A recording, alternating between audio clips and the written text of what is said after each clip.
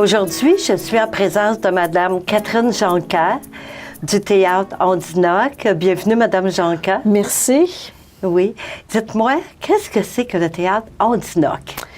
Ondinoc, c'est une compagnie de théâtre qu'on a fondée à Montréal en 1985. Donc, on va avoir 30 ans cette année, en mai exactement. C'est une compagnie qui a été fondée par moi, par Yves Sioui-Durand et John Blondin, qui était un danseur d'origine d'Aîné, qui est aujourd'hui décédé. Et le but de notre compagnie, c'était de faire des pièces de théâtre qui parlaient de la culture autochtone, avec des Autochtones, parce qu'on avait un grand désir, pour nous, de retrouver cette culture-là et pour les spectateurs de la faire connaître. Oui.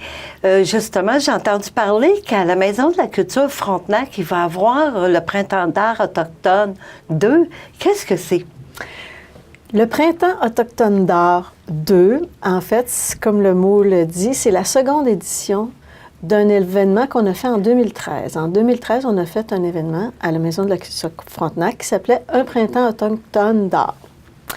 Et ça a eu beaucoup de succès. Et suite à ce succès-là, nos partenaires, qui sont le Réseau Accès Culture et la Maison de la culture Frontenac, nous ont demandé si on ne serait pas intéressé à en refaire un autre. Et nous autres, on a dit oui, on est super intéressés. Parce qu'en plus, comme je vous l'ai dit, c'est notre 30e anniversaire. Fait qu'on a combiné les deux, faire un événement d'art, encore, un multi-événement d'art avec pas juste du théâtre, du cinéma, une exposition. Et cette année, on a décidé de le dédier aux femmes. Aux femmes, oui. Tout l'événement est autour des femmes. On a invité, par exemple, la grande réalisatrice Alanis Obomsawin, qui est une Abénaki, de venir présenter son dernier film. Notre pièce de théâtre, cette année, notre création s'appelle Un monde qui s'achève, Lola. C'est autour d'une survivante d'une nation qui s'appelait les Selknam de la Patagonie et de l'amitié qui unissait cette femme-là, Lola, avec une anthropologue femme, Anne Chapman, et comment, quelque part, on a réussi à avoir des informations sur Lola grâce à Anne Chapman. Puis aussi l'exposition, la commissaire, c'est une femme, Sylvie Paré, qui est directrice du Jardin des Premières Nations au Jardin botanique de Montréal. Je ne sais pas si vous connaissez le Jardin des Premières Nations. Bon, bien, c'est elle qui s'occupe de ça depuis des années. Et elle a fait une exposition qu'elle a voulu travailler, si on veut dire, l'image de la femme autochtone depuis longtemps, les traces qu'elle a laissées, et aussi comment, depuis longtemps, finalement, il y a des femmes oubliées ou disparues. Des femmes autochtones. Maintenant, il y en a qui sont à la fois disparues et assassinées, mais il y a longtemps que l'image de la femme autochtone est maltraitée, dont on perd ses traces. Fait que c'est ça qu'elle a voulu. Elle a convoqué 7 artistes autochtones, femmes, à venir créer une œuvre spécialement pour ça, pas en mémoire, je dirais en recherche. Puis elle a invité aussi Sylvie Bernard, qui était une chanteuse abénaki, que peut-être les gens se rappellent d'elle, qui était aussi une grande artisane et qui maintenant se consacre à l'art. Et Sylvie avait un projet absolument incroyable parce que dans les registres de sa communauté, elle vient de la communauté abénaki de Wolinak, elle avait retrouvé 60 femmes qui s'appelaient simplement des maris, qui étaient anonymes, qui étaient mortes anonymes, mortes en couche, mortes écrasées par leur maison, et elle avait décidé de leur rendre hommage. Et c'est un peu le point de départ de cette exposition-là, la rencontre de Sylvie Paré avec Sylvie Bernard et le désir de retrouver la trace et d'honorer quelque part la mémoire de ces femmes-là. Oui. Tantôt, vous m'avez parlé de la pièce de théâtre Lola. Est-ce que vous vous servez d'objets par rapport à cette pièce-là dans le spectacle? En fait, notre outil de création principal dans ce spectacle-là, ce sont les masques. Ondinoc s'est toujours servi beaucoup de masques. Les masques font partie intégrale de la tradition de représentation de tous les peuples autochtones, puis spécialement les peuples amérindiens. Et on a fait faire des masques, mais ce sont des masques de personnes réelles. On a fait faire un masque d'après des photos de la vieille Lola, qui avait 90 ans. On a fait faire des masques de Anne Chapman, qui avait à peu près 80 ans, et d'autres femmes de l'ethnie Selknam. Et je dirais que c'est vraiment la composante principale et la façon dont on travaille avec ces masques-là. Nous, quand on travaille avec des masques, pour nous, ça représente vraiment des ancêtres. Et on travaille d'une façon très intérieure. On essaie de deviner ce que les masques veulent nous dire. Quand on les porte, qu'est-ce qui sort à travers nous? On se laisse habiter, si on peut dire.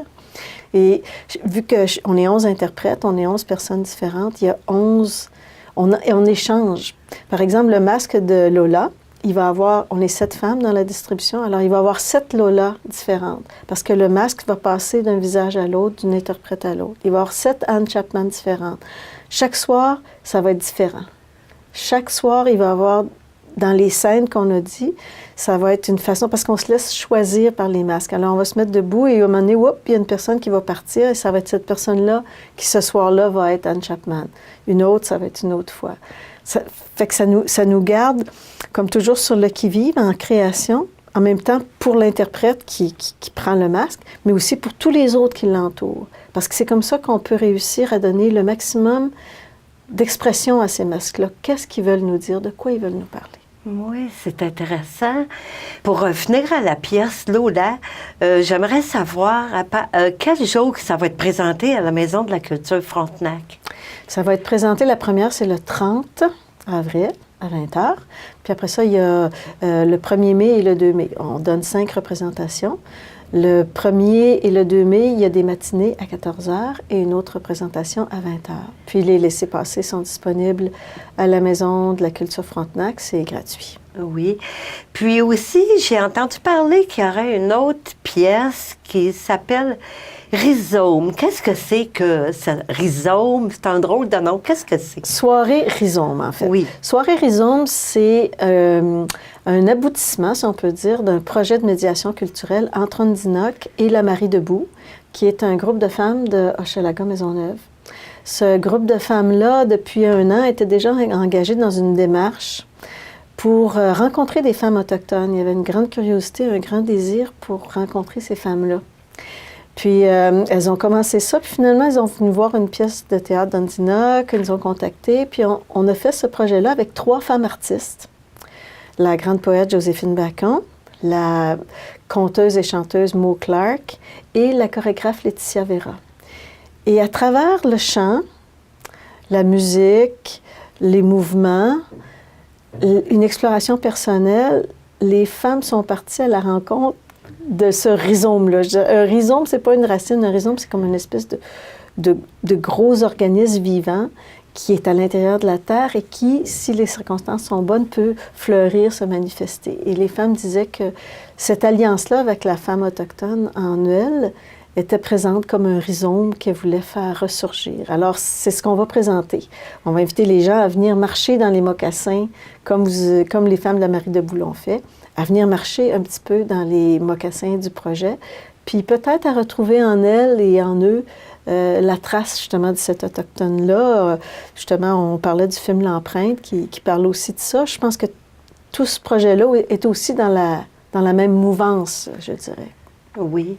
Puis ça va être présenté quel soir? C'est le 7 mai à 20h. C'est toujours gratuit. Les laissez-passer sont toujours disponibles à la Maison de la Culture Frontenac. Oui, puis ça va être par rapport aux traditions autochtones.